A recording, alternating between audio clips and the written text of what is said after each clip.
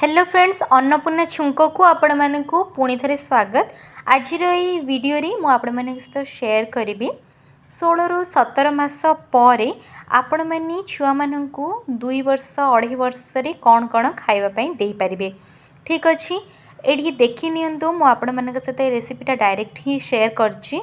जेहेतु मुटा बनै सारी थिली आपण मानकु बस मु किछि यार आइडिया दे देबा को चाहूछि।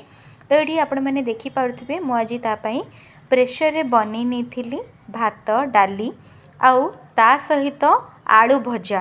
ठीक अच्छे, मो छुआ को जेहेतु आलू भजा बहुत पसंद तेणु करी सी को भी परिबा खाऊ ता स्टार्टिंग रु एमिति ही किछि परिबा जोटा कि ताको पसंद सेटा आग मु दबाटा आरंभ करे आउ तापरे धीरे धीरे सी अन्य परिबा सहित मध्य एक्वेंटेड हेई परिबा और जानी मध्य पारिबो कि विभिन्न प्रकार परिबा को आगु को जाकि खाइबार अच्छी। तो एमती अल्प अल्प मात्रा आप दे पारे। आउ देखिपे ता सहित ये हाफ गाजर आउ बीटरूट को मु सिझेक रखिदेछि सेटा मध्य ता सहित खायापाई ताको देबी।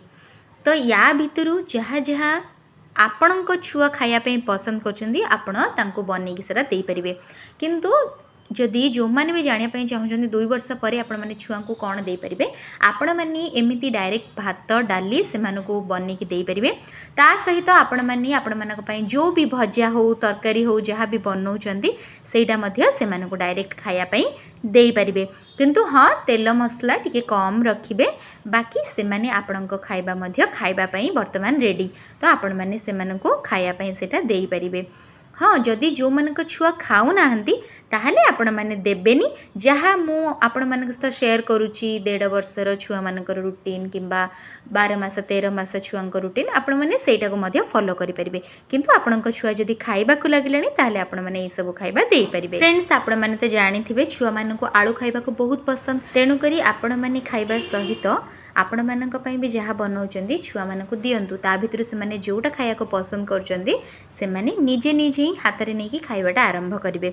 आपण माने तांकु सेमिति खाया पई छाडी दियंतु, से माने जेतिकी हाथ रे खाउचंदी तापर यदि आपनकु सैटिस्फाई न लागिला ताहले आपण माने परे तांकु खुआई परिबे। किंतु से मानकु एटा अभ्यास रे पकेइबाटा आरंभ कर दियंतु। होप आजिर वीडियोटा आपण मानक पई हेल्पफुल हबो। आउ एमिति विभिन्न प्रकार भजा हो तरकारी हो से मानकु डेली बनईकी दियंतु। नॉर्मल भात डाली आपण माने देई परिबे। ता सहित को दिन आपण माने से मानकु चाहिले पखाळा मध्ये देई परिबे किंबा पखाळा भात सहित आलू चकटा करिकी सेथिरे अल्प लूण पकेकी आपण माने देई परिबे। आउ दही भात चाहिले मध्ये देई परिबे। फ्रेंड्स, ये तो थिला किछि नॉर्मल आइडिया जोटा कि आपण माने छुआ मानकु डेली बनईकी देई परिबे। 2 वर्ष पाखापाखि जो छुआ मानकु हे जाइथिबो से मानक पई। तो होप आजिर वीडियोटा आपण मानकु पसंद लागिथिबो। आपण माने भी छुआ को एमती डायरेक्ट करिकी खाया पई दियंतु, से माने मध्य खाया को पसंद करिवे। आउ जदि मोर वीडियो रो एई नॉलेजटा जो शेयर आपनक सहित कली भल लागिछि ताहले मो चैनल को लाइक शेयर और सब्सक्राइब करने को जमारू भूलिबेनी।